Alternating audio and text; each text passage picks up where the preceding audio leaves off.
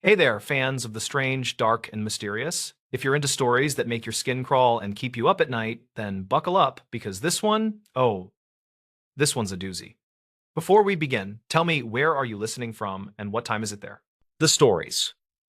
Paramedic returned a ring to this hospital wing. The ring sat in a small evidence pouch with a folded intake label, and the label named this hospital wing. Security logged the delivery in the overnight book with a careful time, and they filmed the handoff at the ambulance bay. Calder Ruiz was 34, and he worked nights on a private ambulance that covered the mixed urban fringe. He drove a high-mileage rig with a sticky rear latch, and he kept a quiet notebook under the dash. He finished paperwork after sunrise when the cafeteria coffee tasted burnt and the elevators finally ran without packed gurneys. His simple plan for this morning made sense, and it fit the tired mood of the shift. He would drop the ring, sign the property line, and clock out before the traffic built. The ring was a plain yellow band with a shallow engraving, and the engraving read LK and May 14.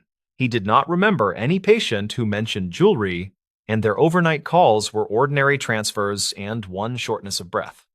The band came from under the bench cushion during cleanup, and he spotted it when a pen rolled and tapped. He pocketed the pouch because it felt wrong to leave it, and he headed for the East Wing desk. The East Wing used to hold telemetry and a step-down, and now it served as a rehab overflow when beds ran tight. The desk kept a property log from older times, and the same binder continued through years of tape and patchwork pages. The unit clerk looked at the label and frowned, and she called for the charge nurse by habit. The charge nurse checked the overnight admits and shook her head, and she said nothing matched a ring for this wing. She asked which patient lost it, and he told her none of their patients mentioned a ring at all. She said they could place it in central security, and they would open a claim if anyone asked later. He nodded but felt a tug, and the label still named this wing in plain handwriting. He asked if the desk ever handled stray property like that, and the charge nurse said it occasionally happened. A maintenance tech leaned from a ladder and listened, and he said the East Wing had its own ghosts by reputation. He laughed when the nurse shot a look, and he added that he meant the cardboard kind. He explained that old property envelopes sometimes turned up behind cabinets, and housekeeping would move them along. He said linens and small items traveled strange paths when movers closed floors, and people forgot until someone asked later. Calder thanked him, then he asked permission to check the binder for older notations. The clerk slid it over and pointed to a rule that said deliveries needed 2 staff signatures. The binder held thick pages with names and room numbers, and some entries noted patient transfers to other wings. Calder skimmed recent weeks and then months, and nothing showed the initials LK, or any ring notes. He asked if the wing ever logged items that did not belong to current patients, and the clerk said rarely. She remembered a wedding band that fell through a bed frame on a weekend, and it took months to track. She said a therapist found it during a lift motor replacement, and the family cried when they got the call. The clerk shrugged and said the hospital felt like a moving chest of drawers, and odds and ends migrated forever. Calder walked to security with the pouch, and the guard on duty scanned the label with a handheld. The guard said the pouch style looked older, and the zip strip color was not used anymore. The guard printed the receipt and asked for a description, and Calder gave the engraving as clearly as possible. The guard searched a property database and found no ring tickets for the wing, and his search covered 2 years by default. Calder asked if there were archived losses in older years, and the guard said records before 2014 were scanned PDFs. The guard called upstairs and requested access to a shared drive, and the wait felt like a small eternity. Calder stood under the camera bubble and reviewed his shift notes, and the notes listed 4 dispatch times with addresses redacted here. He wrote a short line about a transfer from a rehab floor with a pleasant dog calendar, and he wrote another about a night custodian who kept a radio. None of the lines mentioned a ring, and none of the patients wore jewelry in obvious ways. He opened his phone gallery and checked the bench photo he took for restocking, and the timestamp matched their return to the bay. The ring did not appear in that picture, and the bench looked clean and dull. He wondered if the ring slid loose after the photo when the rig shuddered, and the thought did not settle his nerves. The guard waved him back and offered a chair, and they opened a folder of ripped black and white scans. One report flagged an incident in the East Wing, and the date read May 14 of 2010. The note said a patient property bag failed during a bed change and a ring listed as L.K. went missing. The report said staff searched the room and linen hampers were checked in central processing. A second note added that the family could not be reached, and a voicemail box stayed full for weeks.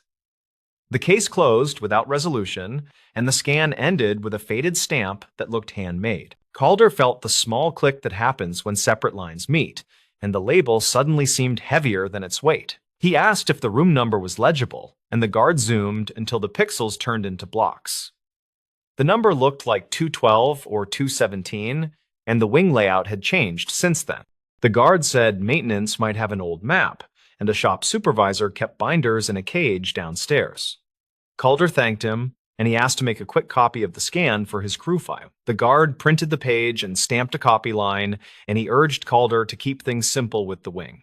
On the loading dock, a housekeeper pushed a rolling cart, and she mentioned hearing about a ring on the radio. She said her aunt worked here years ago as a transporter, and her aunt remembered a family who asked about LK. The aunt thought LK stood for Lena Kovacs, and that name showed up on a donor plaque somewhere. The housekeeper stressed that it was just a memory, and people mixed up stories after long shifts.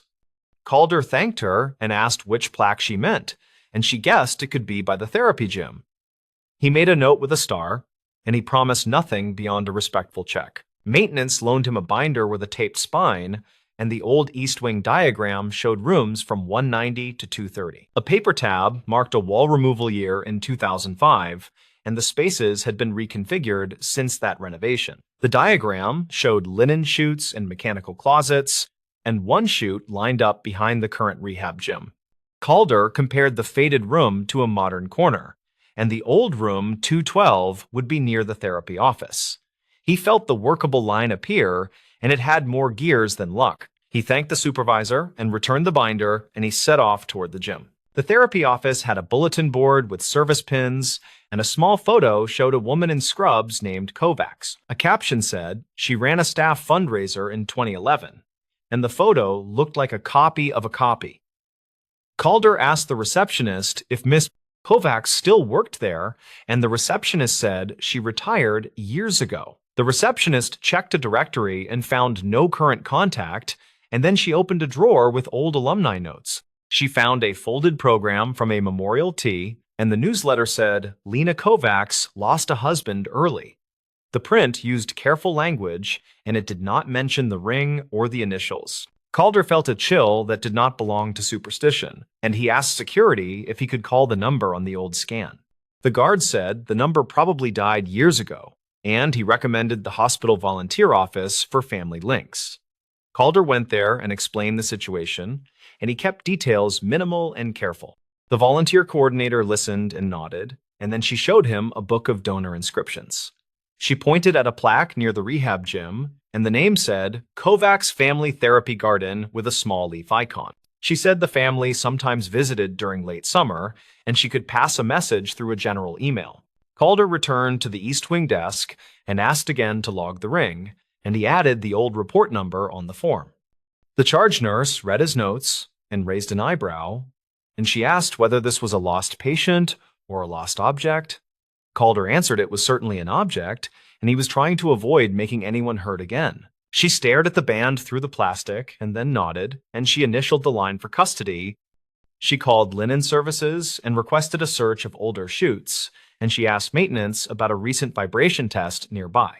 She then told Calder she appreciated the thoroughness, and she would add her number to the receipt. On his lunch break that arrived at almost noon, Calder called his partner from the shift and asked about the bench cushion. His partner said the cushion ripped months ago near the latch, and small things sometimes fell into that hollow void.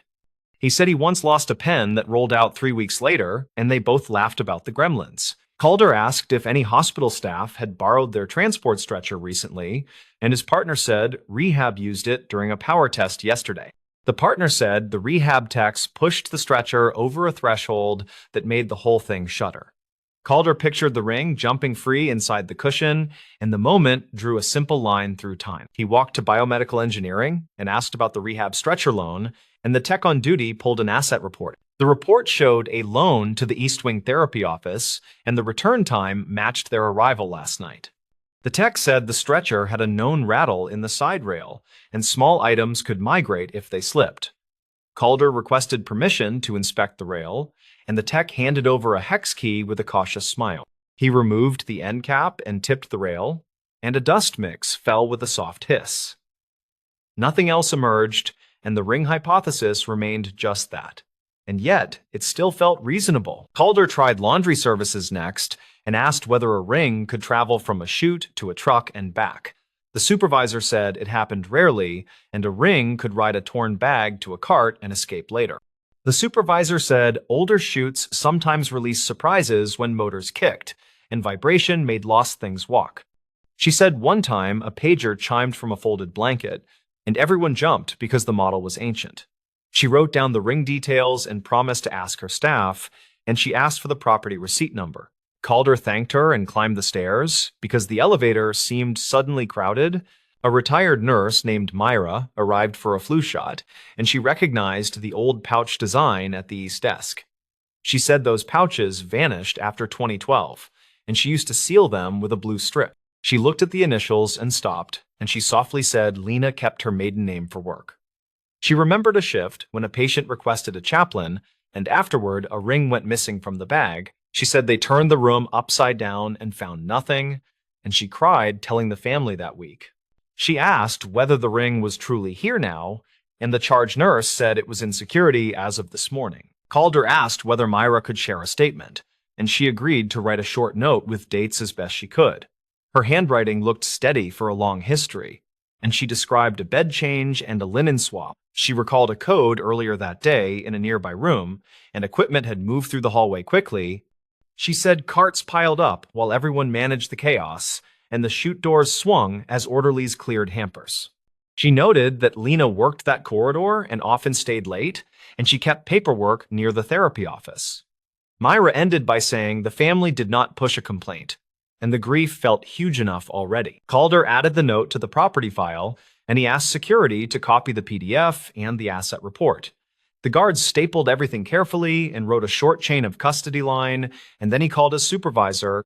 The supervisor arrived and listened without interruption, and he nodded at each small connective piece. He said it sounded plausible that the ring traveled by linen or by stretcher rail, and the return timing fit. He asked whether anyone had reached the Kovacs family, and the volunteer office answered that a general email was sent. He decided the ring should be placed with the wing director for now, and then returned when the family responded. Calder walked the ring to the wing director with the charge nurse, and the director unlocked a small safe by the desk. The director read the file twice and looked out at the therapy gym, and he seemed to count years without words. He thanked Calder for not turning this into a story beyond the facts, and he said the path felt honest. He said sometimes the building kept tiny traps from old renovations, and objects slid back into daylight when ready. He placed the ring pouch on a velvet pad, and he wrote the time and his name with a careful hand. He said they would hold the ring in the wing, and they would make sure the right people heard. That afternoon, a volunteer returned with a printed email, and the message contained a phone number that still worked. The director asked Calder to stay as a witness, and they called the number on speaker in a quiet office.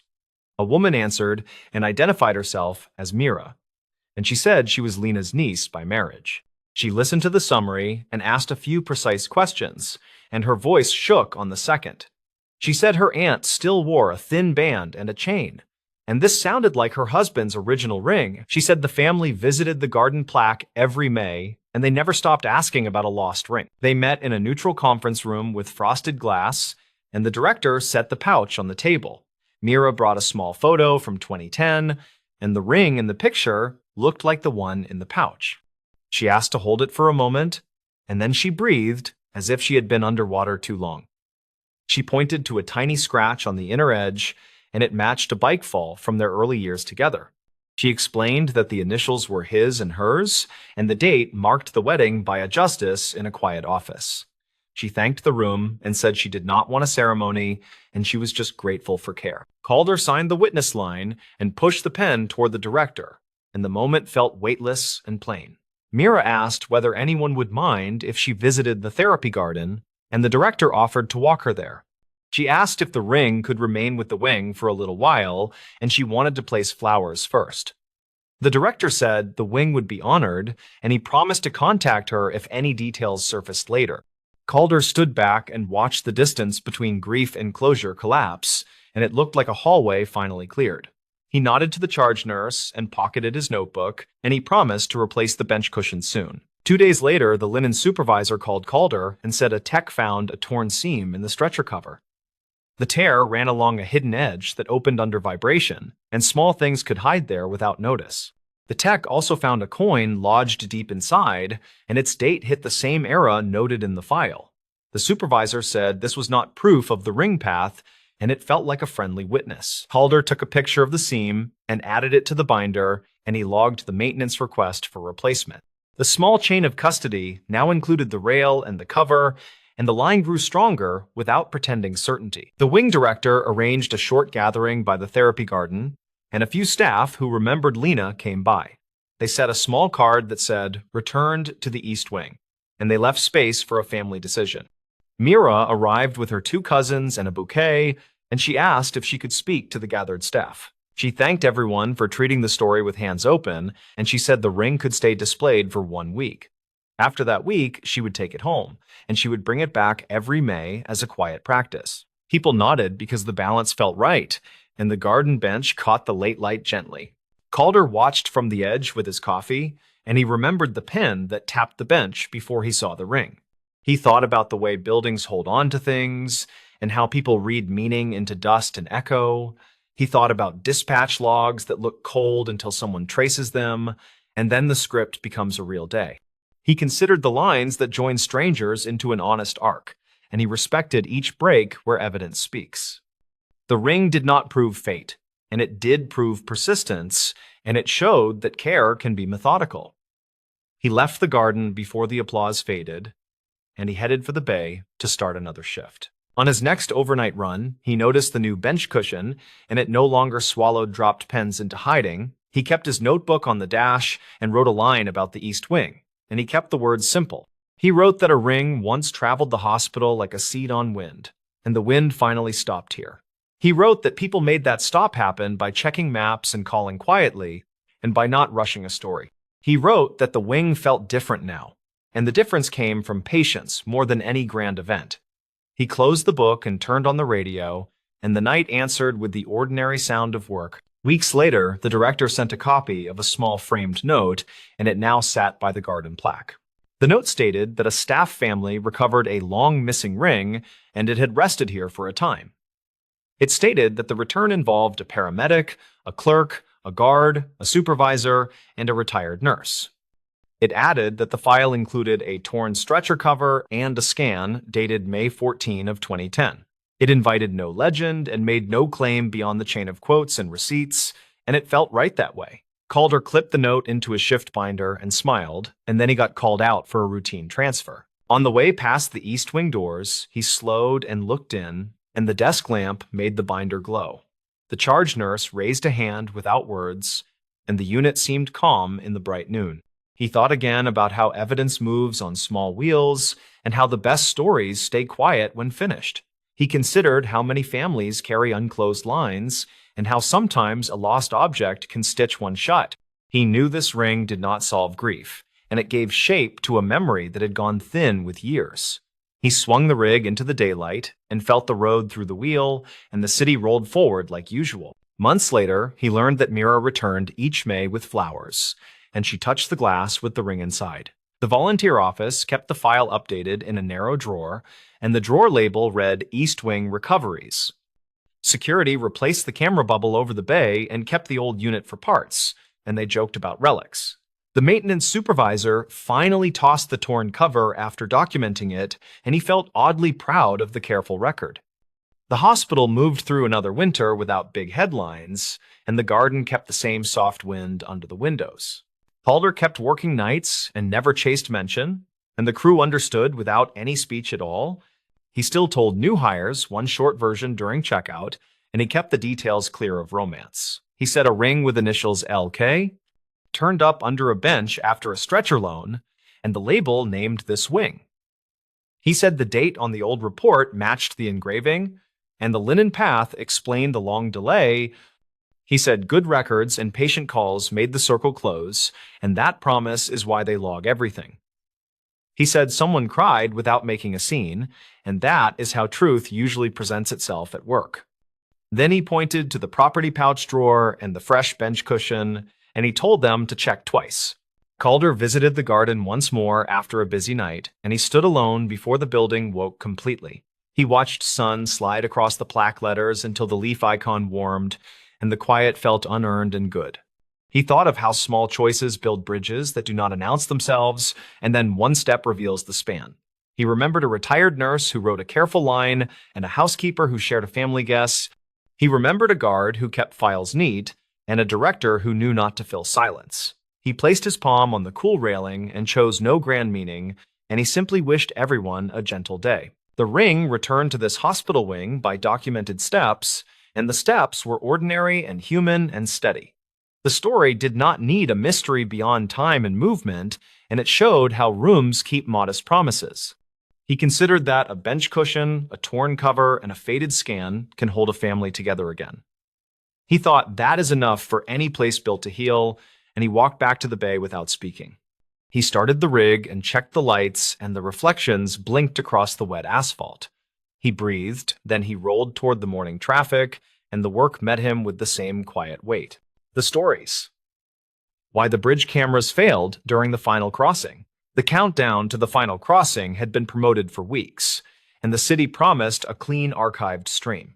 The bridge cameras blinked to black when the convoy rolled, and people kept asking why the goodbye moment vanished. Kira Mendez was 32, and she worked as a municipal traffic systems technician for a mid-river city. Her plan that night was simple, and it involved checking status lights and saving a complete recording of the closure. The steel truss bridge was due for retrofit at midnight, and the transportation office wanted a neat farewell video. She had coffee in a paper cup, and she had a clipboard that made her look official to crews. The incident started 5 minutes before midnight when the feeds showed minor pixelation on the west pylon camera. A few seconds later, the screen tiles on her software wall went gray, and a red banner said signal lost. The last frame showed reflective letters on a banner near the railing and a shuttle bus idling behind a pilot car.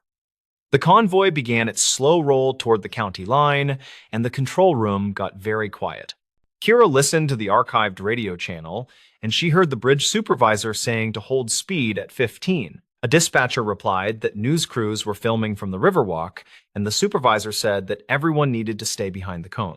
Then the audio captured a short, static burst, and another voice asked if the city still had their picture. The answer was a dry negative, and keyboard taps filled the silence that followed. Witnesses later said the outage was 8 minutes long, and it began as the pilot car reached the crown. A retired custodian named Gideon Pruitt told a reporter that he saw a cabinet in the median flicker. He said it looked like a tiny lightning bug behind the vent slots, and he heard a faint pop like a knuckle crack. His statement landed in an inbox with 3 other messages that said similar things about a brief blue blink. Kira started with the basics, and she pulled logs from the camera management server without touching the lost files. The server thought midnight arrived twice, which never looks good to anyone who has chased timing bugs. She found a warning about an NTP source flap, and the system switched to a GPS puck after losing the building clock. Timing drift can smear security recordings, yet it rarely knocks every feed offline at the exact same minute. She wrote a note that said timing is a clue, not a cause, and she kept digging with patience. The routers showed a spanning tree reconvergence at 4 seconds to midnight, and that got her attention fast. Spanning tree is a safety net that prevents a network from burning itself with a loop, and reconvergence takes time. She called the on-call network tech, a quiet guy named Rowan, and they met at the riverfront cabinet. They opened the cabinet with a city key, and they found a 4-port portable switch with gaffer tape on it. The little device sat between the city gear and a coil of orange cable that led under the guardrail. That was not standard kit. And the tape had a logo from a production company that Kira did not recognize. She photographed the layout, and she unplugged nothing until she finished a full set of angles for the file. Rowan traced the orange cable to a tent where a drone crew had packed cases, and the crew had already left. A security guard named Pavel Rios remembered a friendly woman in a blue jacket asking for power earlier that evening. Pavel said the team wanted to pull a clean feed for a big screen on the Riverwalk, and he pointed to a scuffed outlet strip. His witness statement sounded careful, and he signed the page with a slow, blocky hand. Kira compared the cabinet photos to her notes, and she noticed a second cable on a different VLAN. Someone had bridged the camera network to an admin line, which would let frames fly in circles until the tree shut ports. The timeline fit the gray tiles, and the 8-minute blackout matched the reconvergence delay for a loop across 2 closets. She still needed a trigger for the exact moment, and she did not like guessing when the city would ask for answers. She pulled dispatch logs for the Riverwalk power requests, and she listened to the whole night at double speed. A call at 11:59 reported a countdown clock failing near the viewing area, and a worker asked for a different outlet. Another call at the same minute said a heater had kicked on inside the west cabinet despite a warm night. That heater was a rack warm-up coil used since 2014 to protect hardware in winter, and it drew more than a camera. Rowan frowned at the heater line item, and he pointed to a value on the UPS history that showed a short overload. The little UPS carried the camera injectors and the microwave backhaul radio, and it did not love sudden guests. If the countdown clock plug shared a breaker with the injectors, the draw would push the UPS near its limit for a moment. Near the limit plus a loop is a bad hand, and the loop always wins, because the network saves itself by dropping links. Kira walked the Riverwalk the next morning, and she talked to 2 vendors who had rolled up cords at dawn. One vendor said a volunteer offered a splitter when the big screen lost power, and he remembered the splitter had city tape. Another vendor said the drone crew asked where the cabinet breaker was because their screen kept blinking, and nobody had the answer. The statements were casual, yet they matched the strange dance of power and packets near midnight. She asked the production company for a contact, and a polite manager called her back after lunch with a careful tone. He said their contractor had used a small switch to monitor the public feed, and they believed it was harmless. He said they never intended to touch city networks beyond a documented monitor port, and they had emails to show that fact. He sounded worried, as if lawyers had taught his throat to stay narrow, and he promised to send photos from setup. The photos arrived in compressed form, and they showed a neat tent with a truss and a folding monitor.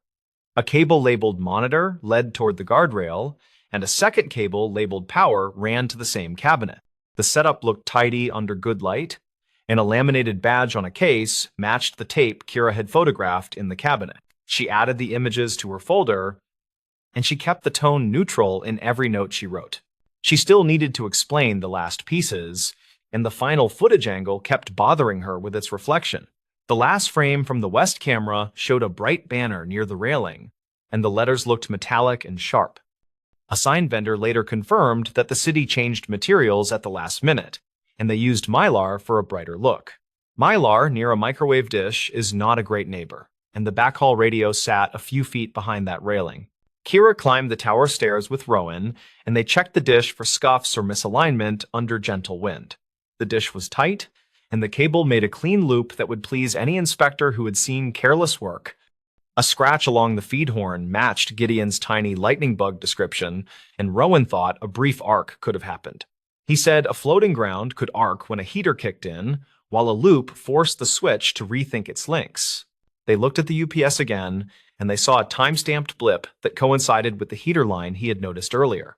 A ground strap near the cabinet door had fresh tool marks, as if someone loosened, then tightened, then loosened again. Pavel remembered a worker with a silver badge checking the strap during the day, and he believed the badge looked temporary. He did not accuse anyone, and he did not embellish, and that made his memory feel steadier with time. A radio hobbyist named Lana Cho sent Kira a short audio clip from her scanner, and it included an interesting fragment. A voice said, "We lost it again, right at 0, and another voice replied, "The mirror banner is killing the dish angle." The clip had the squeal of an open mic, and it included a shout for someone to move the sign immediately. Lana kept the original recording, and she dated it from a receiver with a time reference she maintained carefully. Kira built a timeline that started with setup and ended with the convoy reaching the county line under flashing beacons. The drone crew plugged a small switch to a cabinet monitor port, and they also hit a convenience outlet to power their screen. The countdown team later borrowed that same outlet for a clock, and someone added a splitter that pushed the UPS near the cliff. At the same minute, a heater coil cycled. The loop between camera and admin lines forced Spanning Tree to rewire the network. The microwave backhaul radio tried to hold modulation, while the dish saw Mylar flash from a waving banner over the railing. A brief arc at the horn marked the overload moment, and the UPS shrugged as the injectors cycled in self-defense. The network dropped non-essential links until the tree calmed, and the cameras starved for power while the bus rolled by. 8 minutes later, everything recovered, and the last frames returned to a quiet bridge with only taillights in the distance. She tested the theory instead of declaring it solved, and she set up a controlled loop with a spare cabinet. Rowan brought a portable switch and a splitter, and they hooked a dummy clock and a space heater to simulate draw. They hung a sheet of Mylar behind a small dish, and they watched link lights as the UPS meter leaned into the red.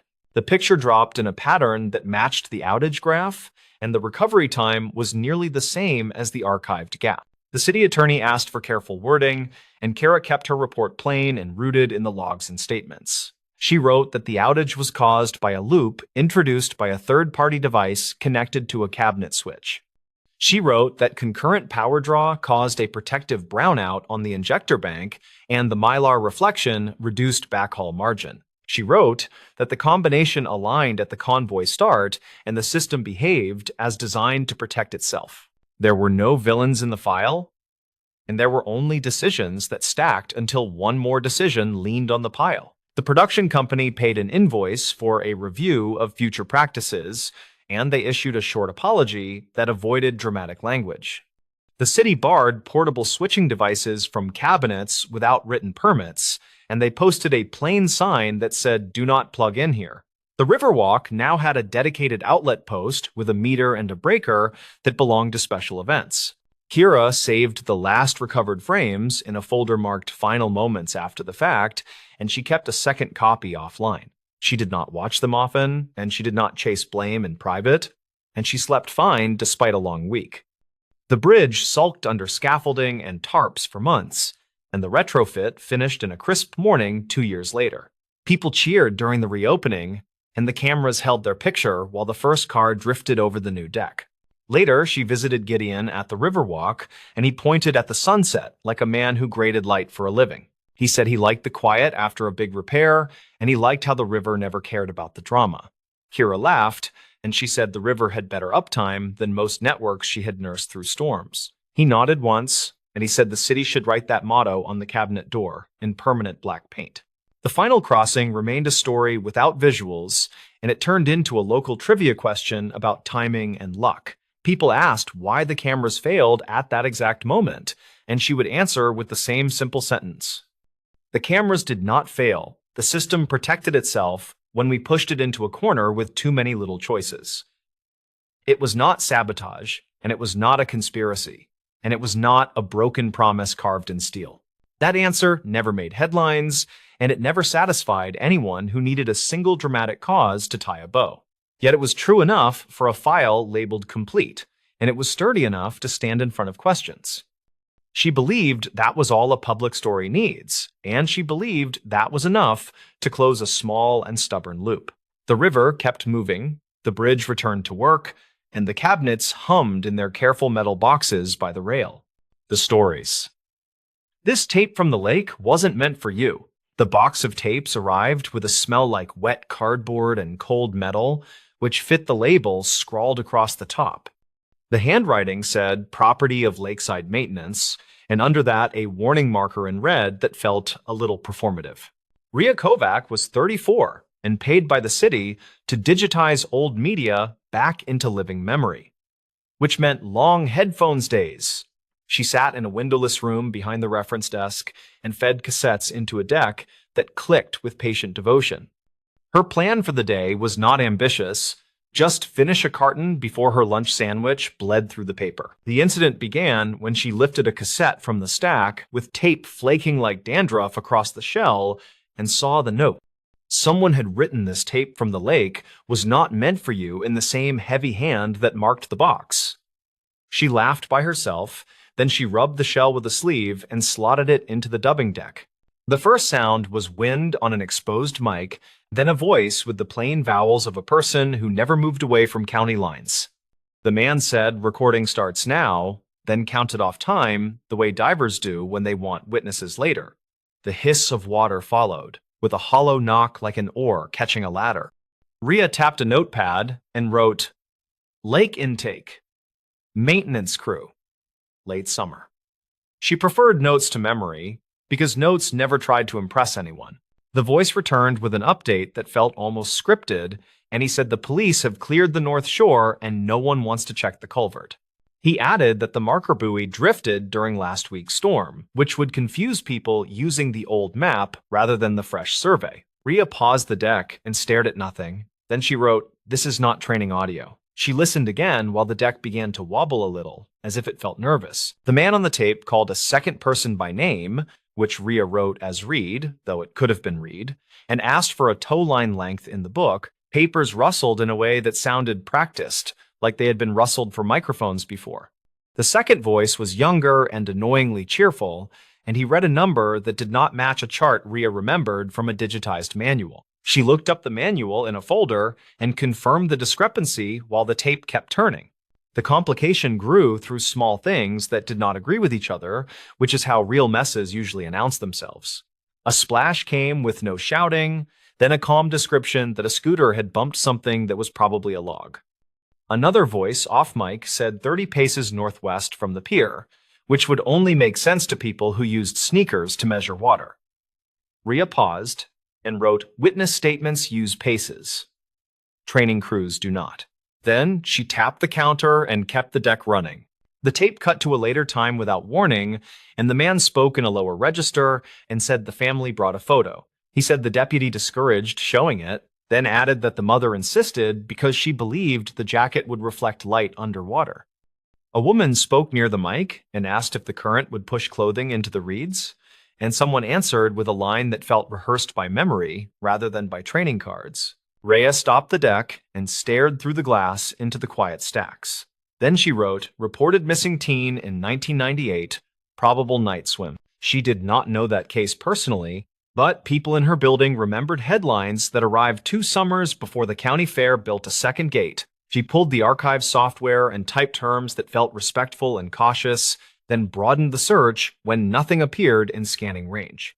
The first hit was a brief that used the phrase "after-hours lake access" and urged parents to discuss fences, which sounded like a committee report disguised as news. The second hit was a note about a grant for new lights along the East Path, which suggested some officials had learned a lesson. Rhea listened while reading because she had learned to keep both rivers running without spilling knowledge between them. The man on the tape said the outflow grate was secured with a chain that lost one link, then spelled the number into the mic. He said a diver named Reed would check under the skimmer in case a current created a pocket. Someone coughed, and the sound carried like a hallway, which told Rhea the recording moved indoors for a moment, probably into the pump house. She stopped the deck and called the public safety office through the desk phone because she preferred clean lines when tape started speaking like living people. The clerk transferred her to a sergeant who kept his voice flat, and he told her there had been many training tapes over the years. He said storage procedures were not always followed, then asked which lake facility label appeared on the shell. She read the letters and silence followed. Then he said he would send an email so everything stayed orderly. Rhea saved the audio to a drive with a date and words and wrote a note that asked for retention guidance, which protected her later. While she waited, she listened again and started catching small textures she missed before, like the way reeds snap near a shoreline when pulled straight out of mud.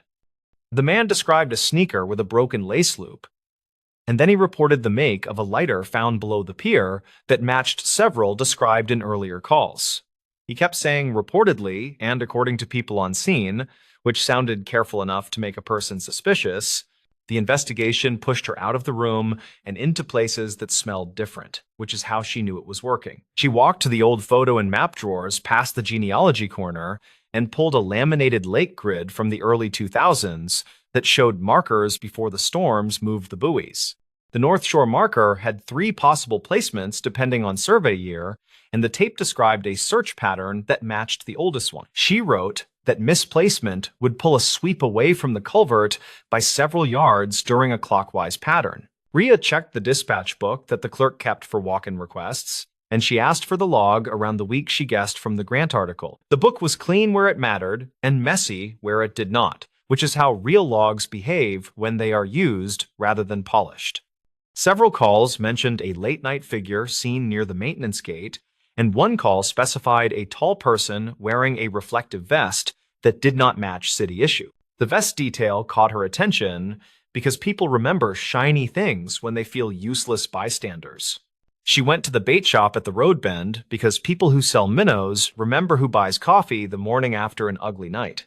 The owner was Tamsin Duarte in 58, with a strong memory for weather fronts and weak patience for tourists.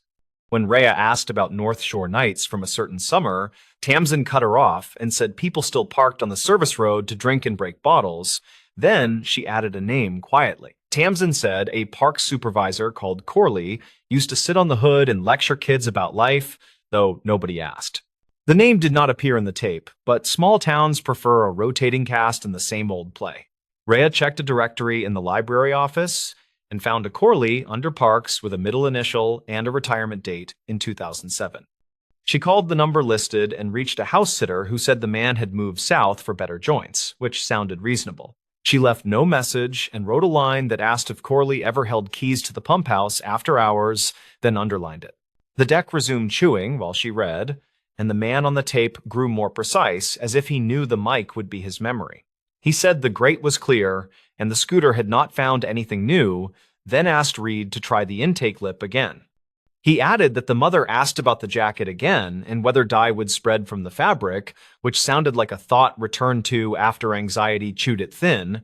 The woman said she had seen a store video of the jacket that week, which told Rhea the incident had a concrete timeline. Rhea pulled the police scanner archive that the library kept on an old server because nobody could agree on legal disposal, and she searched for mentions of the brand. A scanner summary from late summer of 1998 included a clerk report about a young buyer who paid in coins and smiled at nothing.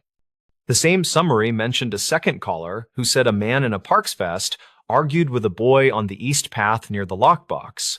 The timing lined up with the grant discussion about lights, which tied the city's sudden interest to the noise around the lake. The twist showing itself was not a single aha, because that belongs to movies that need curtains. It was a set of small corners that fit together when pushed with patient hands. Rhea realized the tape sounded like a real-time memory created for someone who was not at the scene, likely a supervisor who needed consistent detail later. The repeated phrases and spelled-out numbers matched how people build an alibi they can safely repeat without emotion. The note on the shell felt like a message to that specific person, a plain way to say, "This is yours and you know why." She rewound the tape to the early mention of the drifted buoy, then she pulled an aerial photo set from the state survey that sat in a drawer. The week after the storms, a maintenance record said the buoy was returned to the older anchor by a small crew without a diver on site. If that were true, the inner sweep of a clockwise pattern would miss the culvert mouth during the first pass, which a clever person might count on. She tried the geometry with a pencil on tracing paper and saw a shallow cone opening exactly where a current would pocket light plastic. Rhea went back to Tamsin and asked if anyone ever found a jacket that fooled a search, and the woman stared a long time. Tamsin said a teen found something pale tangled in reeds the following spring, but the deputy told him to leave it and call. The item was gone when they returned, and the kids stopped talking about it after a meeting with a parks official in a corner booth. Tamsin said she did not like how the official smiled at the end. Then she told Rhea to be careful with old tapes because they roll out like rope in water. She shared a summary with the sergeant by email, using careful words that respected the difference between suspicion and proof. He called rather than write back, which told her he took the summary seriously enough to avoid records for the moment. He said the department had a thin folder with a waterlogged scooter note and a few statements, and he had always believed the sweep pattern was sloppy more than sinister. Rhea said the tape sounded like planned narration for absent ears, and the sergeant stayed quiet long enough to make his thoughts obvious. The payoff finally arrived in the smallest possible way, because people rarely confess in grand gestures when they can do it in shorthand. At minute 40 of the tape, the man lowered his voice and said, "Reed, tell Corley this marker is for the training reel then he spelled an odd sequence. It sounded like letters mixed with numbers, which Rhea first took as a buoy code until she remembered a note in the archives about maintenance padlocks. City padlocks used a shared code that changed each spring, and the tape included a similar pattern with 2 digits swapped. She checked padlock logs that were still on paper because privacy rules kept the spreadsheet in another building, and the pattern matched the east padlock from that summer. The swapped digits would open the maintenance gate without leaving a standard key entry, which would make late-night arrivals look like routine trips in the morning. The person who needed that information was not a diver or a deputy, but a park supervisor who liked to sit on hoods and pretend to mentor children. Rhea played the end again and wrote that the tape was a message, not a record of good work under pressure. The line "this tape was not meant for you" was probably aimed at anyone outside a small circle who might later hear it by accident. Corley retired in 2007 with commendations for hours served, which was a different metric from the one that matters in the quiet presence of water. The teen on the Grant timeline vanished from the archive after a few weeks, and the paper changed topics the way papers do when people stop calling. She turned in her notes to the sergeant and asked for a receipt because she understood how institutional memory leaks through cracks when nobody labels boxes. He said he would log the audio as potential evidence, even if the statute road was unclear, and he thanked her for resisting the story-shaped shortcuts. She felt tired in a way that would not fix itself with coffee, and she stopped the deck with her thumb resting on the button longer than needed. On her way home, she pulled into the park and sat in the lot without climbing out. Then she watched a gull bully a sandwich bag. The lake wore its afternoon wind the way old glass carries waves inside, and she thought about objects that travel farther than people plan. She pictured a jacket catching on a grate, then releasing after weeks.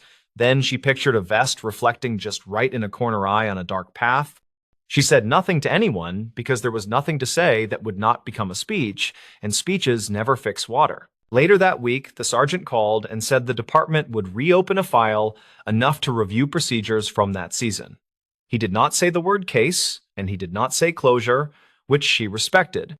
He asked if she would burn a clean copy of the audio with no EQ adjustments, and she said yes because the original was theirs now. She returned to her desk and labeled a disc with careful letters.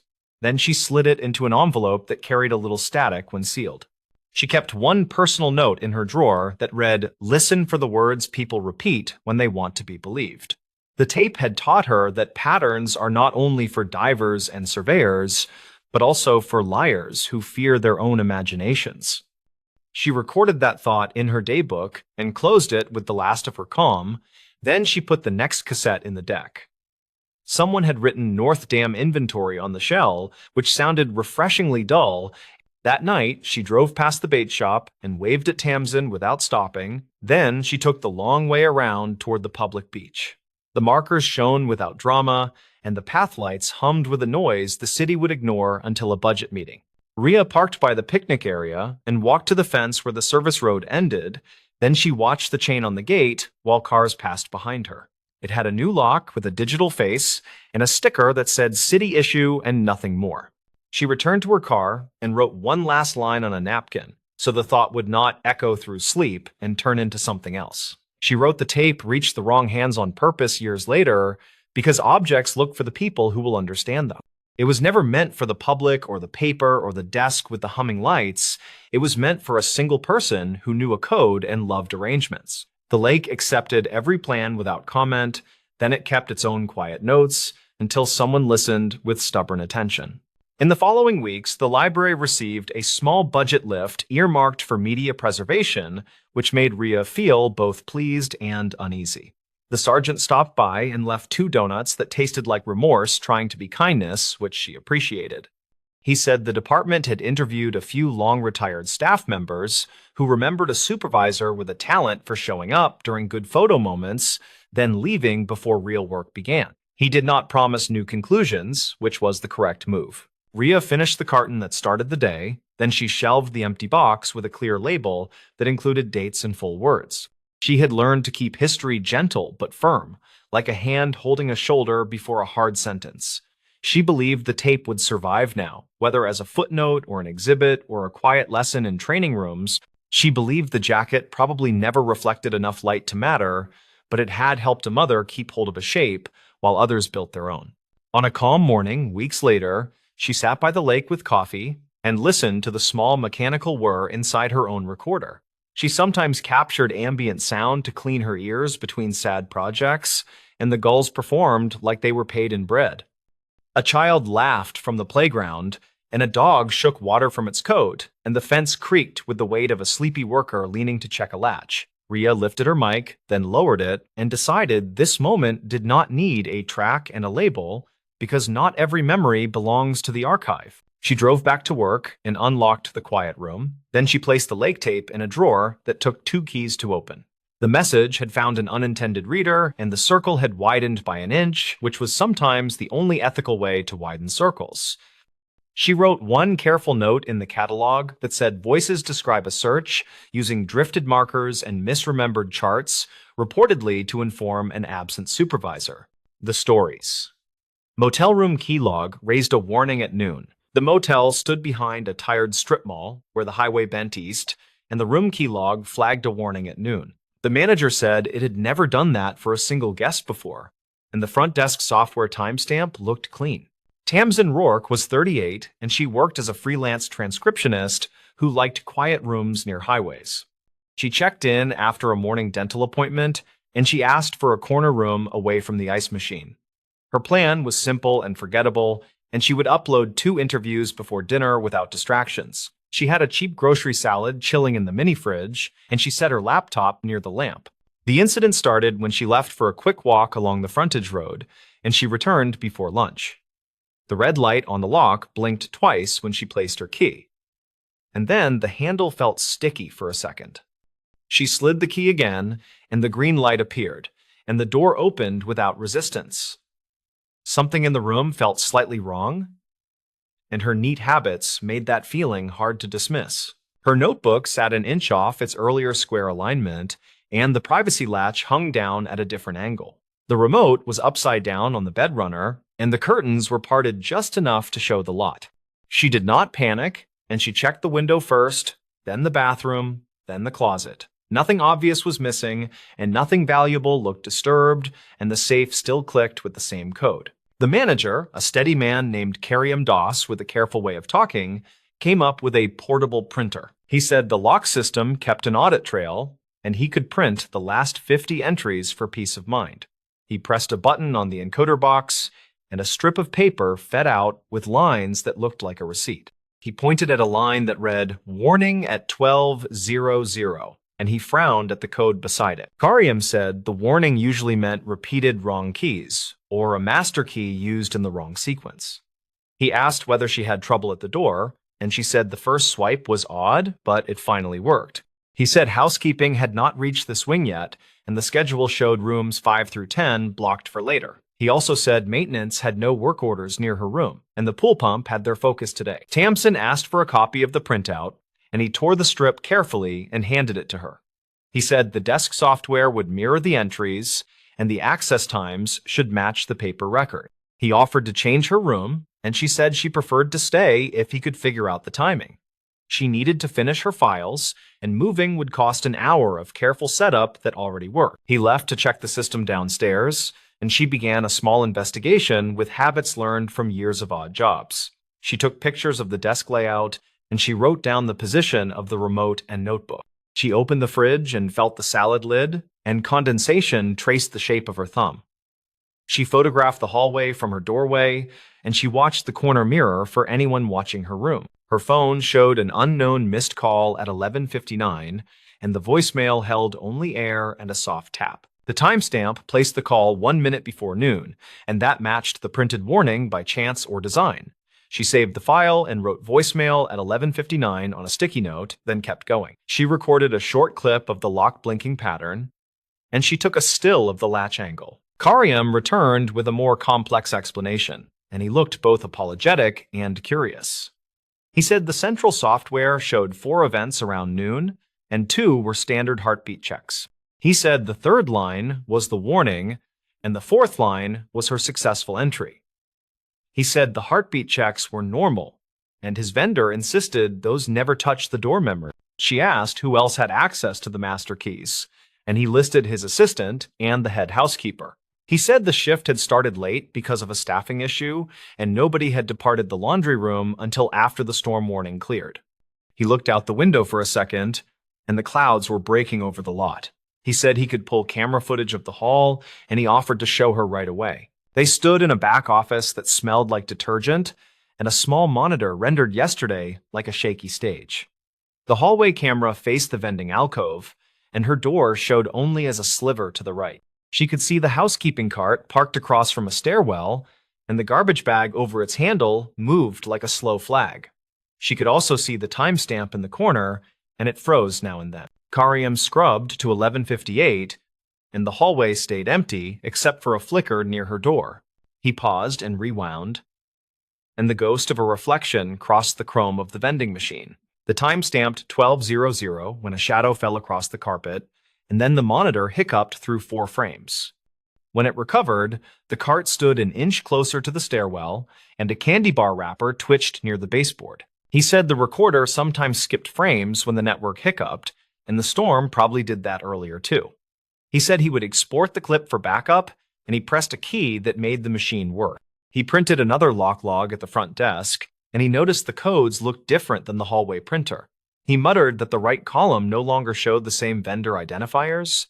Then he shrugged. Tamsin stayed gentle but persistent, and she asked for the front desk call records for the last 2 hours. He logged into the phone system and printed a list, and the sheet showed her incoming call at 11:59. He said the number looked like a regional call center trunk, and he did not recognize the exchange. He also pointed to a call from housekeeping to the desk at 11:47, and the note field read linens. She walked back to the room and pushed the privacy latch up, and she placed a glass against the door to hold it steady. She laid the 2 printouts side by side and traced the times with a pen, and she felt the rhythm of a pattern. The warning line sat like a pivot between routine checks, and the voicemail landed like a pebble against glass. She put her ear to the door and listened for wheels, then returned to the desk. Her own notes from the morning had a small clue that now felt louder, and she leaned into it. The motel website had listed check-in at 3, and the desk allowed 11 that day after a phone request.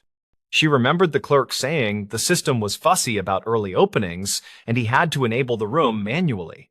She asked whether that action wrote to the door, and he had said it usually did not write outside the server. She decided to create a timeline using what she had, and she kept her sentences short inside her head.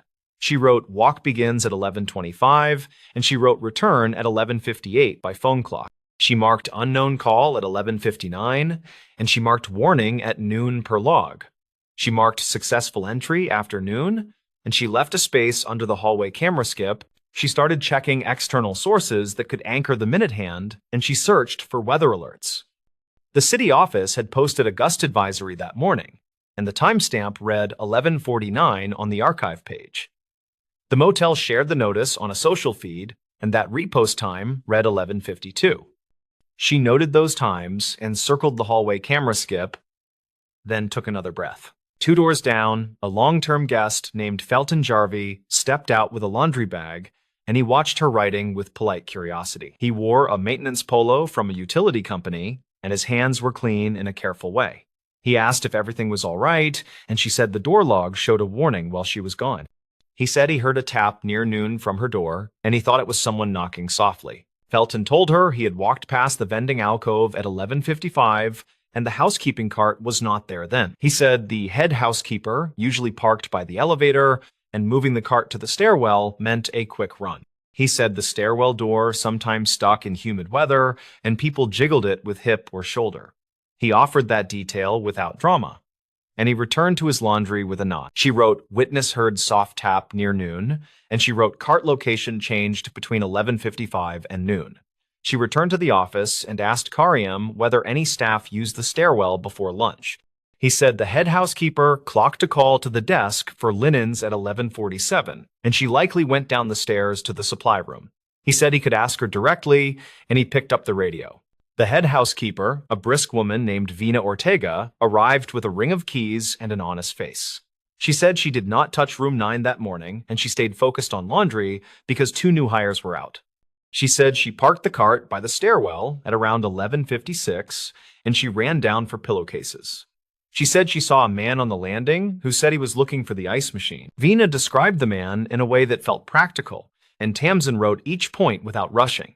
He wore a light jacket with a stitched logo that looked like a mountain, and he carried a slim plastic folder.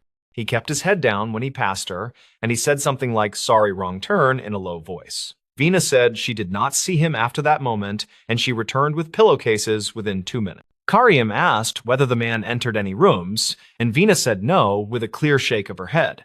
She added that the folder looked like those carriers used by sales reps who drop off rate sheets, and she shrugged.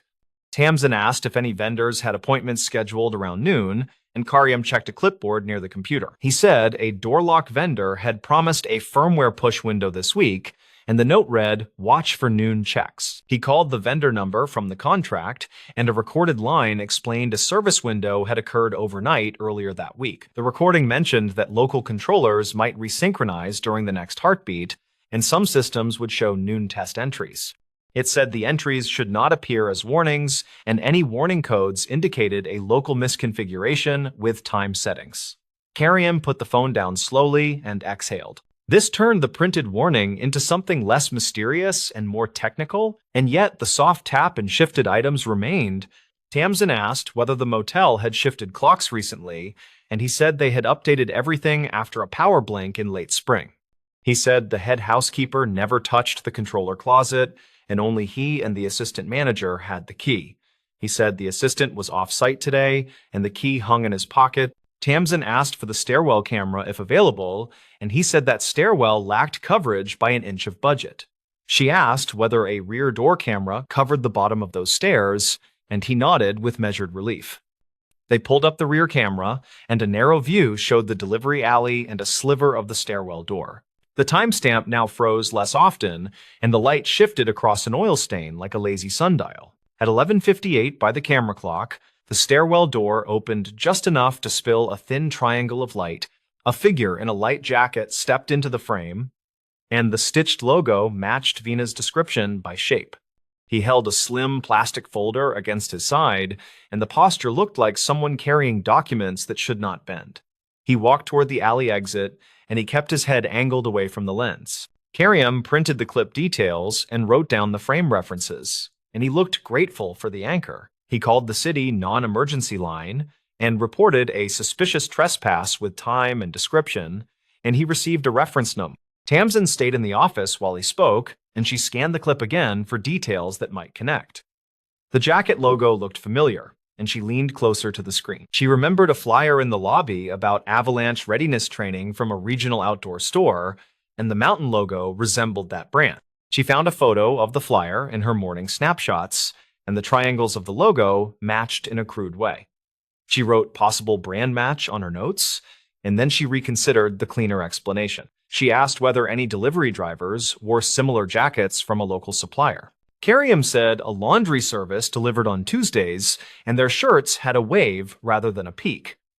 He said a copier technician had visited last month, and his vest reflected light in bright stripes. He also said a door lock vendor rep had visited in 2019, and that rep carried a thin folder and spoke softly. He pointed to an old business card taped inside a drawer, and the logo on the card was a shield. Tamsin returned to the voicemail and listened again, and the soft tap in the recording felt more like a brushed microphone. She increased the playback speed, and the hiss changed pattern, and the tap now sounded like a door meeting a frame. She looked at the lock and imagined someone swiping a card and bumping the door with a shoulder, then backing off. The warning at noon could align with an invalid swipe, and the soft tap could be that bump. She compared the hallway camera skip with the rear camera movement, and a pattern gained weight. The hallway camera froze near noon exactly when the stairwell door opened downstairs, and the network load could explain that. The housekeeping cart shift lined up with Vina jogging to the supply room, and the man could have slipped past as she turned. The voicemail hit her phone as the man reached the bottom door, and the network jitter added noise. She also checked her own photos from the morning, and one showed the privacy latch at a different angle before she left. The after image showed the latch touching a scuff on the frame, and the before image left a finger of space. That meant someone likely opened the door enough to disturb the latch, then reset it with an unfamiliar hand. The remote upside down could be a subtle cue of a rushed search or simply clumsy housekeeping. The twist arrived when she noticed the line at the very top of the first printout, and she traced it with her pen. The header used a two-letter time zone label that did not match the server region, and the offset would shift noon by 1 hour. The rear camera time showed one set of minutes, and the hallway printer showed another set on a slightly different clock. That meant the warning at noon really pointed to 11, and her walk covered that window. She told Karyam that the warning might mask an entry a few minutes earlier, and he nodded slowly as the idea settled. He pulled the controller settings and found a daylight rule applied twice, and the vendor menu allowed only one checkbox. He disabled the duplicate flag and printed a fresh log, and the warning line now read 11:58 after correction. That timestamp matched the voicemail and the rear camera movement on the dot. With the corrected time, the man in the jacket appeared at the stairs exactly when her door reacted, and the picture sharpened. Veena confirmed her quick run for pillowcases at 11:56 by wristwatch memory, and Felton's soft knock memory seemed solid enough. Karyam called the non-emergency line again with the refined time and the clearer description, and the dispatcher thanked him for the update. Later that afternoon, a patrol unit stopped by and reviewed the printed clips and the fixed audit trail, and they asked simple questions. They said a regional scam had targeted small motels by posing as vendor reps, and the goal was to test doors for forgotten valuables. They said the suspects favored just-checked rooms with early occupancy, and a front desk distraction sometimes played a part.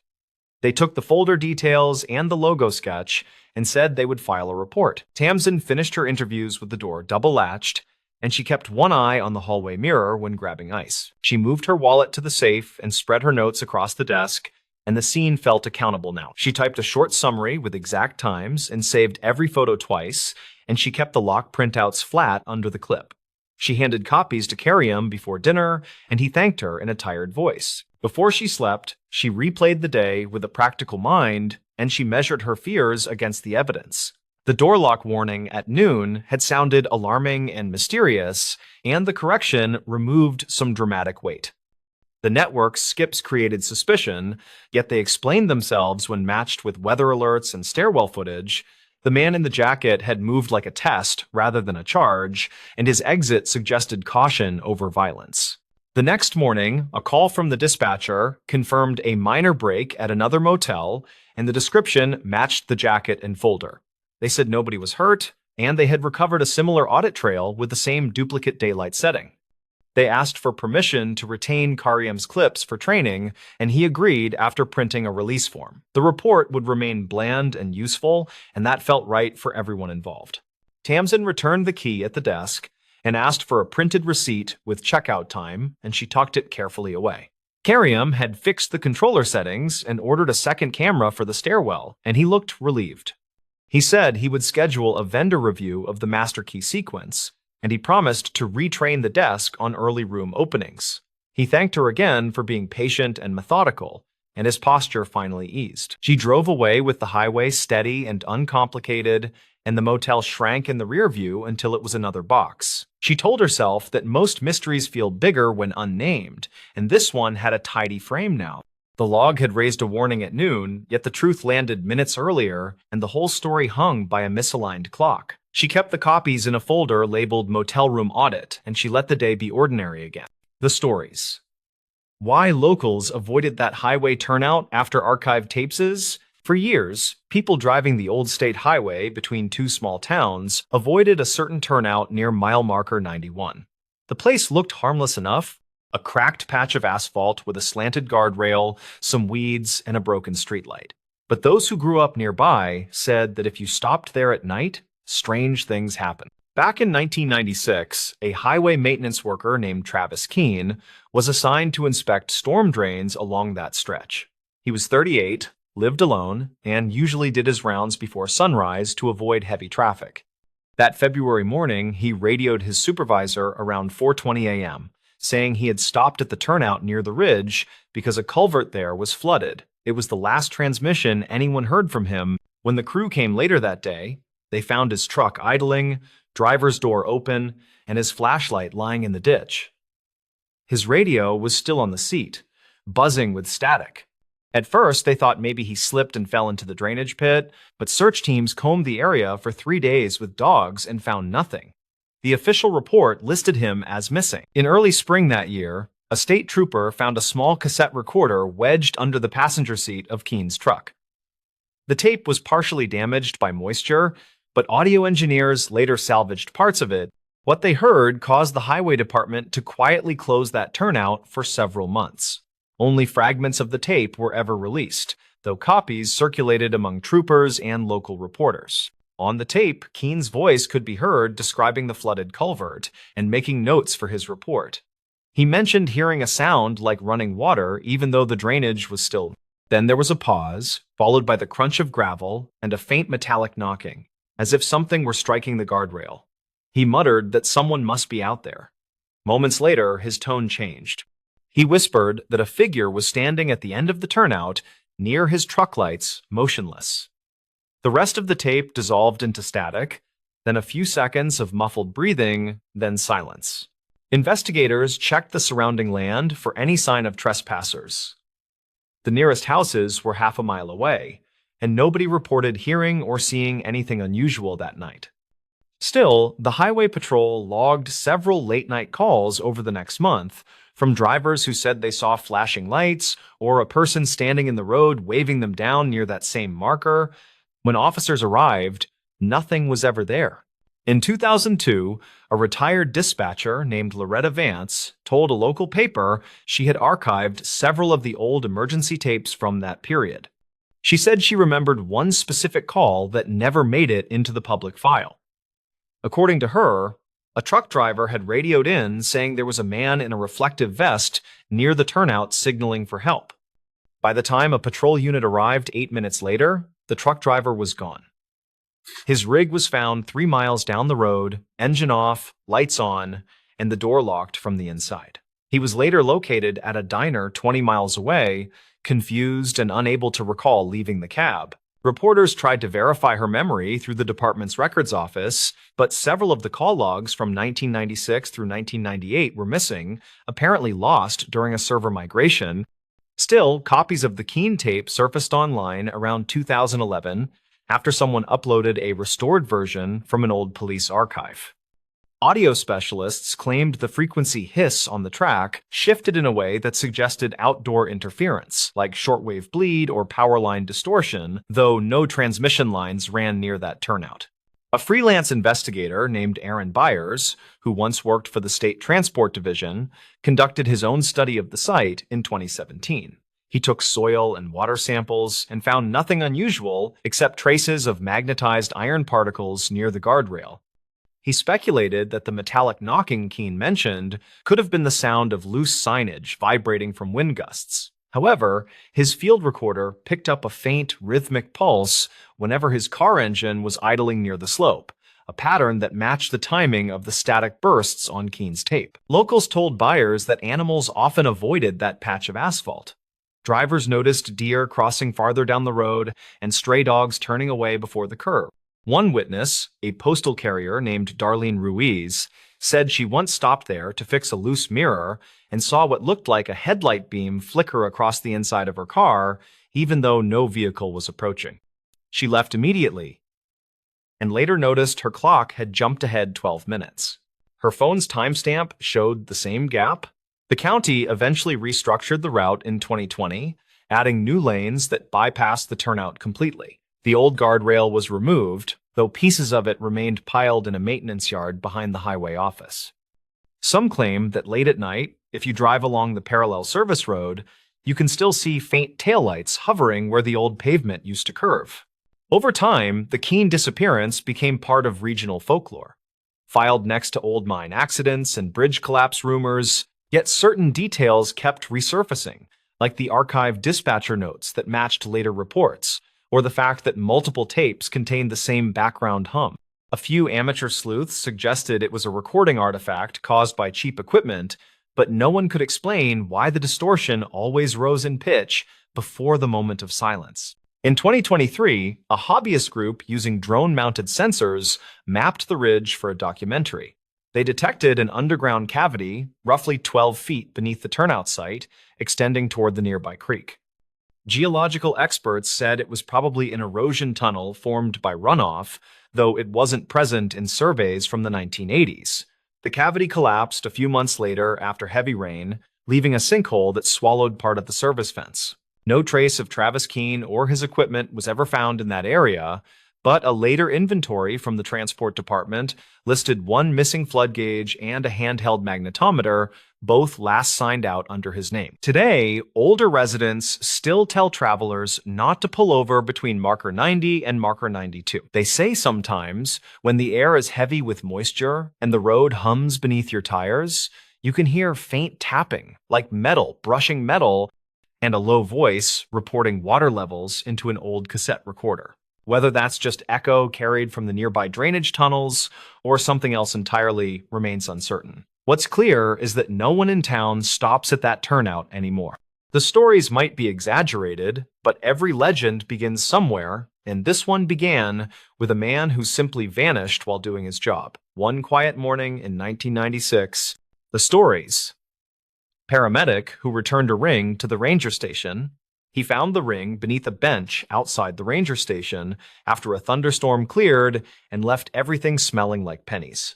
The inscription was shallow from wear, yet legible enough to stop him cold before he tossed it in Lost and Found.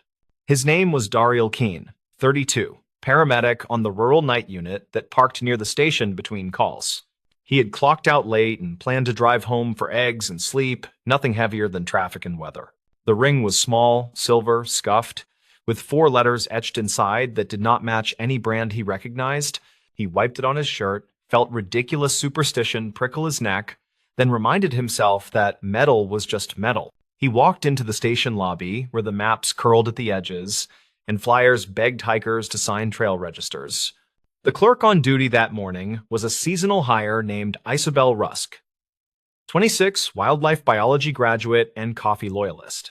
She wrote the ring in the inventory ledger, asked his phone number for a courtesy call, and slid it into a tray. Dario left a note by instinct, a paramedic habit, logging time and location and weather in case someone asked later. Out in the parking lot, he replayed last night, which featured a stranded camper with mild hypothermia and a false alarm.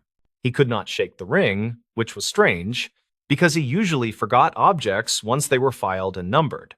On his day off, he cut through town for groceries and noticed a poster at the laundromat that mentioned a missing ring. The page was sun-warped and stapled crooked, with a photocopied hand and the same 4 letters circled in black pen. The contact tear slip was gone, but a name remained that matched an old Ranger call sign he knew from dispatch.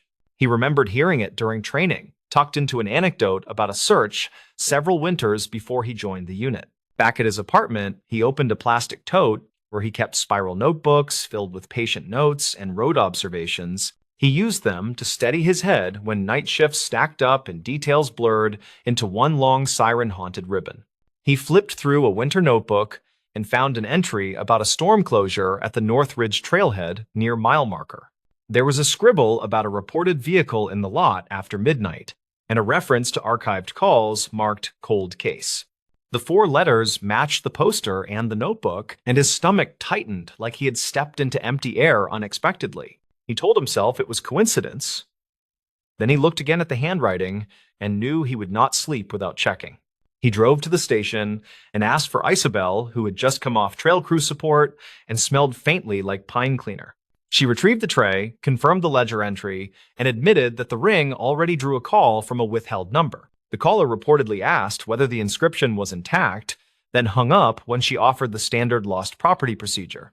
Isabel shrugged and said weird things find the station every year, then asked why he looked like he had swallowed a tack. Daryl explained the poster and his notes, careful with phrasing, avoiding names and exact dates that might tag private people. He asked whether the old Ranger call sign meant anything to her, and she frowned like a person trying to remember a ringtone.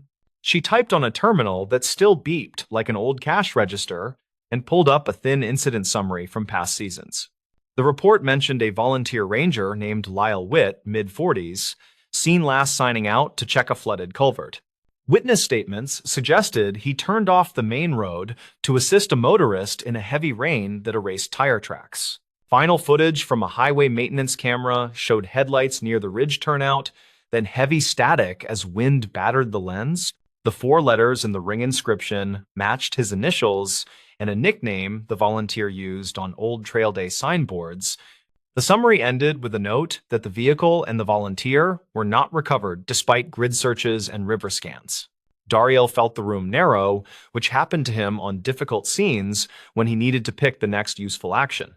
He asked whether they ever collected personal property from that area, and Isabel said most recovered items turned up much later. She added that spring melt exposes things that winter hides, and lost metal often travels far in culverts and channels. Dariel asked to sign a witness statement, which felt strange, since his only act had been bending for a glint under a bench.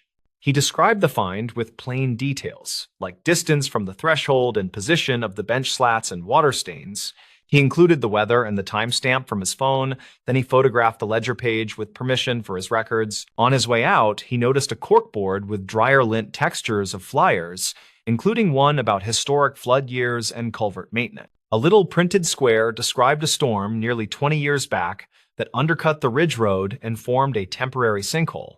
The line about road repairs matched a rumor he had heard on overnight radio, the sort of thing callers debate between traffic updates. He took a photo of the square and wrote down the maintenance contact number, then drove home feeling like the ground rode along. That evening, he called the maintenance office and reached a supervisor named Raleigh Dim, 51, veteran of patchwork and paperwork. Raleigh remembered the volunteer by call sign and said the guy reportedly once welded a broken gate hinge on his lunch hour. He explained that the ridge turnout drained into a service culvert that emptied into an old arroyo behind a shuttered campground. He added that a private tow company once pulled an abandoned sedan from a side basin during late summer, then misplaced the paperwork. Dariel asked whether the county kept disposal receipts, and Raleigh said archived bills lived in a warehouse that smelled like motor oil.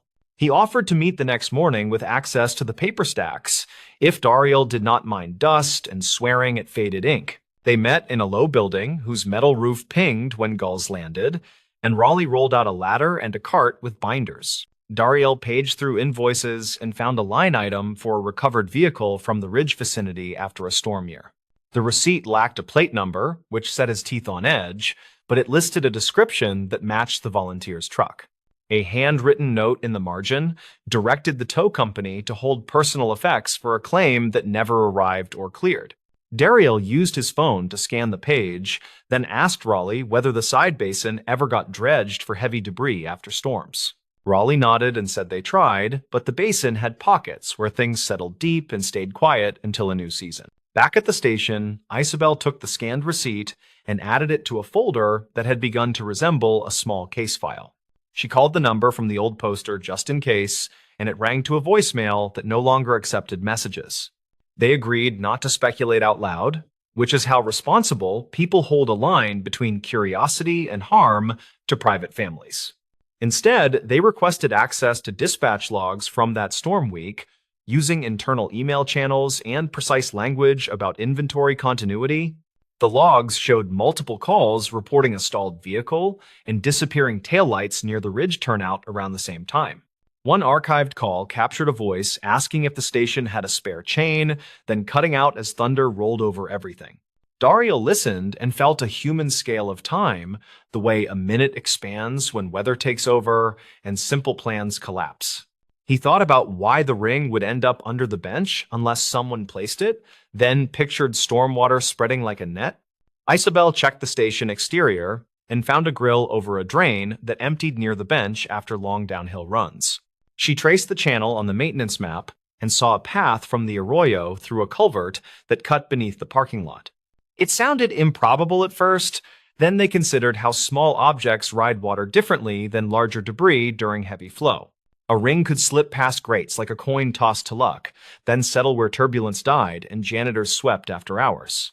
They walked the route during daylight and marked scuff lines from past flows, following pebbles like breadcrumbs to the station edge. At a low grate, they found a snag of twigs and a strip of cloth that might be from a work shirt pocket. Isabel bagged the cloth and labeled it for possible testing, though neither expected much, and both respected quiet possibilities. They logged locations and took photos from eye level and boot level, then stored everything in the folder that felt heavier daily. That night, A withheld number called the station again and left a message that asked whether the initials were still visible. The voice sounded older and careful, and the caller reportedly asked about stainless versus silver, then thanked someone who had not answered.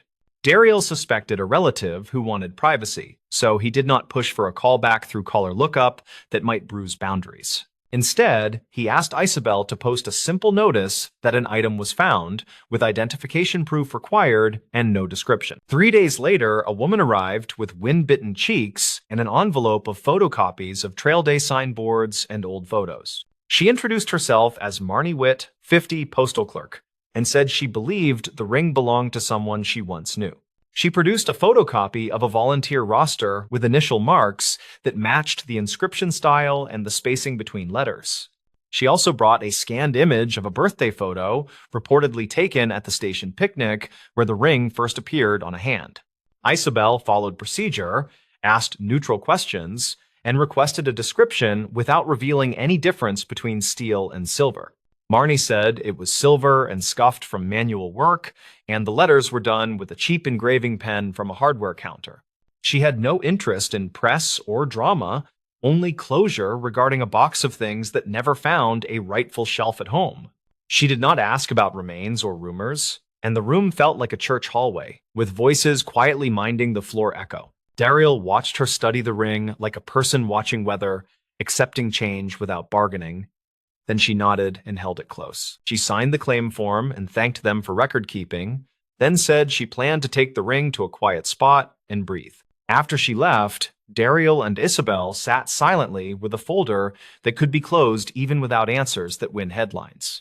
They updated the file with non-identifying language, noting that the event remained unresolved, but an item found its probable keeper. A week later, Raleigh called to say the warehouse yielded another stack of toe slips that linked the earlier receipt to a dated work order. The order referenced a truck pulled from a side basin near the arroyo, with no occupant listed and disposal recorded after waiting periods. Daryl printed the work order and attached it to the file, then suggested a courtesy memo to the county records office for alignment. The memo included excerpts from dispatch logs, witness statements, and the inventory ledger, written plainly, without speculation or sharp claims. He drove to the turnout that evening and parked where the wind rolled downhill like a waterless river over dry grass. He stood by the newly repaired grate and imagined a ring skipping through stormwater, then settling under a bench as the world dried. On the way back, he stopped at the laundromat and saw the old poster had been removed, the staple holes still marking the cork. He felt relief, and something else that did not have a tidy name, a feeling like finishing a call without losing anyone. At the station, Isabel had taped a small note above the lost and found that read, "Inventory matters, please describe details patiently." Daryl smiled because he knew how patience saved lives on ugly roads, and how tiny facts often carried heavy conclusions silently. He wrote a final entry in his notebook that summarized the chain of events, using timestamps and neutral phrasing like a field report. He listed his own doubts and how they changed, which he did after tough nights, so future him remembered the shape of useful doubt. He drove home and fried eggs and left the radio off, letting the quiet fill in around the edges of the long day. In the morning, he returned to duty and checked his ambulance kit twice. Then a third time, because routine confidence keeps hands steady. News never broke big from the ridge, and that felt right. Because families deserve weathered truths without strangers guessing for sport. The station kept the folder in a locked cabinet with a slip that directed any future inquiry to records with gentle formality. When Daryl parked near the bench again, he looked at the drain and thanked the design that nudged a small thing into daylight. He also thanked the habit of writing things down, because memory can bend when nights are long and calls stack like restless waves. He knew the ring did not fix the story, yet it tightened the edges enough to hold, like stitching on a torn sleeve. He decided that returning it mattered regardless of headlines, because care can look like a metal circle resting in a palm. Later, a storm rolled across the hills and the station roof hammered, but the grate held and the lot drained without drama. Daryl watched the water pass the bench and felt steadier than the week before, which is a kind of quiet rescue in itself. He thought about that last highway camera clip that cut out as wind rose, and he hoped the driver knew someone kept looking. He believed that simple custody of small objects carried weight, and he promised himself to keep taking notes when the world blurred. The next week, a handwritten thank you arrived with no return address, just a single sentence about holding grief like a stone. Isabel logged the letter, then placed it in the file where it settled beside receipts and call logs and dry photographs. They closed the cabinet gently, like leaving a campsite clean, and the station returned to business with maps and radios humming. Daryl stepped outside, breathed air that smelled like wet bark, and felt awake enough to meet the next ordinary emergency. He walked past the bench and saw nothing shine, and that unremarkable view felt right, like a road that finally held its line. The stories. Night guard who logged footsteps, no camera recorded. The guard wrote down 8 distinct bouts of footsteps inside an empty building, and the cameras showed nothing all night.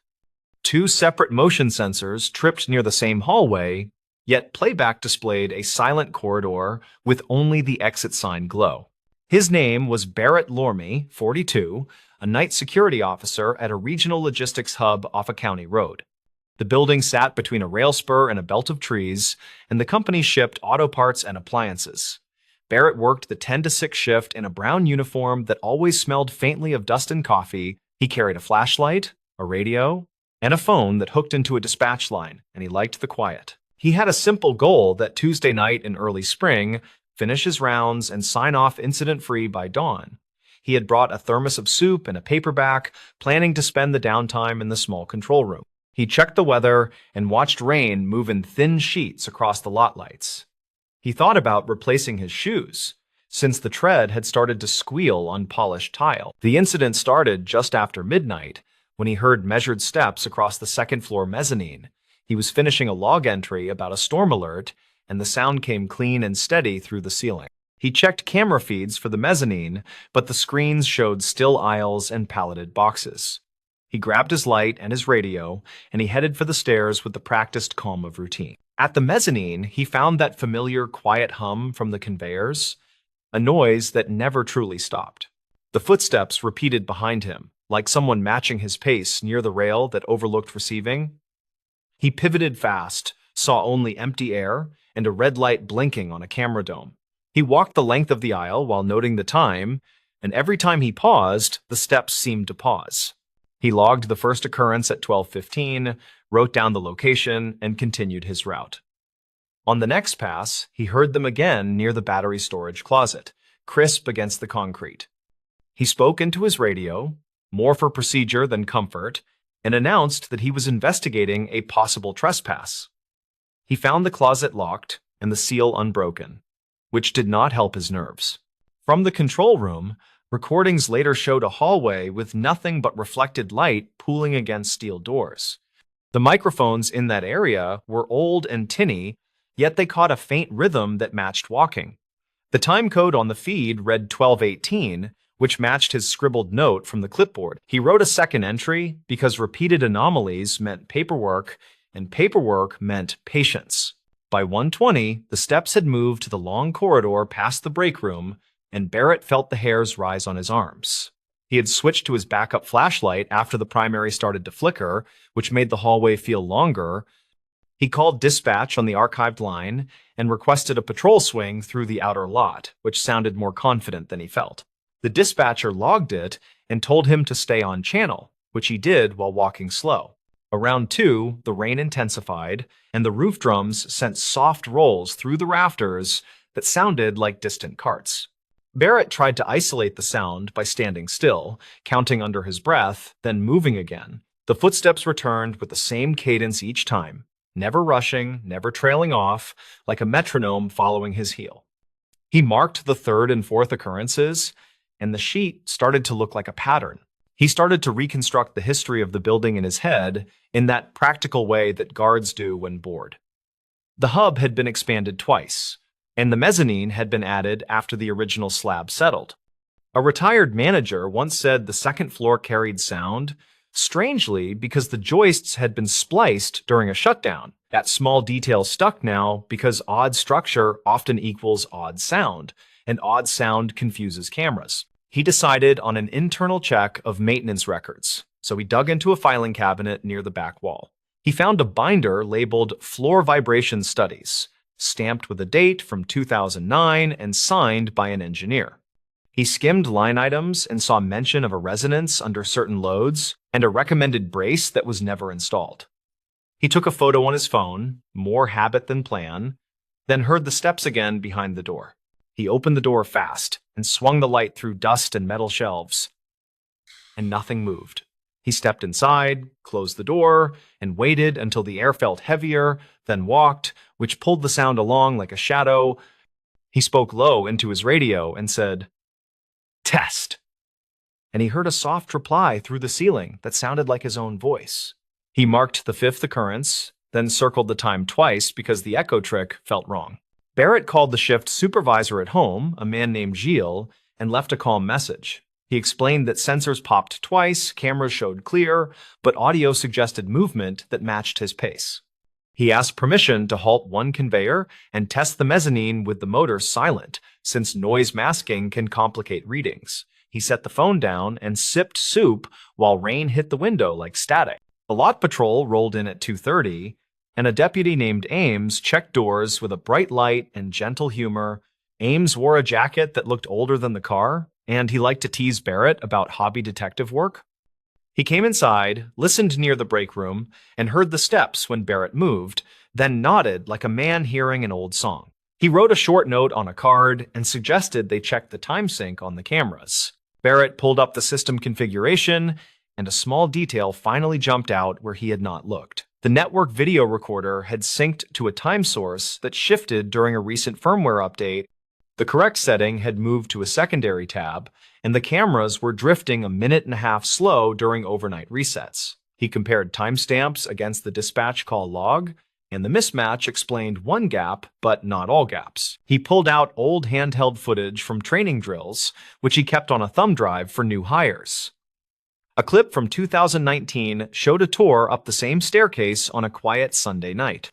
The trainer had mentioned that the mezzanine acted like a drum when a person moved near the expansion joint. In the background, steps mirrored the instructor in perfect time, and the camera, pointed into the void, recorded nothing but sound. Witness statements from shipping staff added another layer. Since people love to tell small tech stories when asked kindly, a forklift driver said the mezzanine cameras had been moved 2 years earlier after a near miss with a swinging hoist.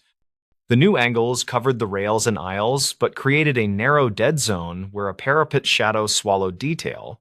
The guard had never noticed because no one had reported anything in that exact strip. At 3:15, Barrett and Ames did a careful test. Treating the building like a patient with a stubborn cough, Barrett walked 5 paces, paused, walked 5, paused, and Ames watched monitors and marked everything on a yellow pad. The audio track caught consistent taps that matched the shoes, and the video showed an empty frame right where the parapet shadow lived. The dead zone was only 3 feet wide, yet it covered the spot where the resonance amplified best. They tried the same thing with the conveyor powered down, and the pattern grew clearer and less masked. Without the motor hum, the sound felt sharper, as if the building had pulled back a curtain, yet the frame still looked clean. Ames snapped his fingers and said, "That right there is our ghost. If a ghost paid rent and liked stairs." Barrett smiled without meaning to, then told him he would still file the incident by the book. He went back to the maintenance binder and took a second photo of a page about a brace that was never installed. The engineer had recommended a crossmember at the joint to dampen a known frequency that matched walking strides. In one margin, someone had written a note about budget carryover that probably killed the fix with a shrug. He put that in his notes with a plain line that said, "Brace never added, resonance persists during light traffic." The sixth occurrence came while he wrote that sentence. Like the building wanted to underline the point, he recorded the time, then cross-checked it against the corrected system time on the recorder, and they finally aligned. He realized the worst part was not the sound, but the way uncertainty stretched time during long nights. He spoke aloud to the empty hallway and said, "That is enough now," which felt silly but oddly steadying. He kept investigating because good habits make future nights easier, which matters more than a single scare.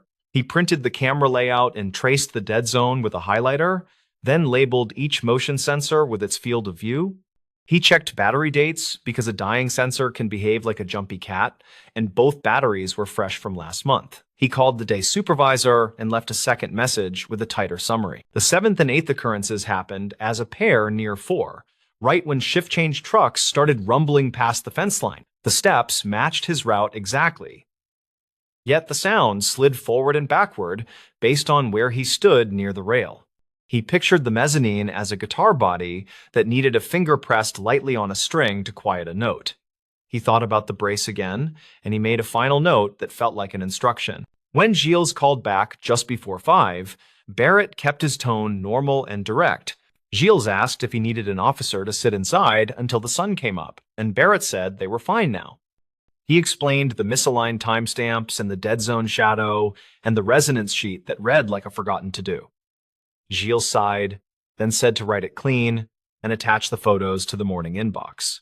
Barrett did that line by line, treating the log as a small map for the next person. He wrote that witnesses heard the sound during training in 2019 and that maintenance had never added the brace. He wrote that the camera angles needed a minor shift to close the dead zone near the parapet. He added that the network recorder needed a corrected time source to prevent drift during overnight resets. He included a note about the patrol deputy who observed the sound and saw clean frames. Because outside eyes help, he kept the language careful and dry, avoiding drama, sticking to facts he could show later without wobble.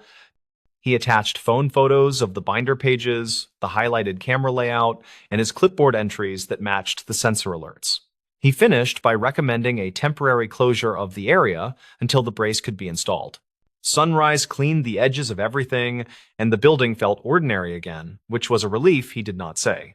The rain slowed, and a gull rode the wind over the rail spur, which made him laugh at himself for being jumpy. He locked the mezzanine door and placed a bright cone at the landing, because simple signals beat superstition every time. He poured the last of his soup into a paper cup and let the steam warm his nose. When the day shift filed in, Barrett handed the report to the receptionist and nodded to the warehouse lead.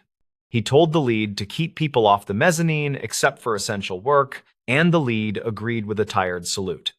Ames waved from his car and drove off with the easy confidence of a man satisfied by a solvable problem.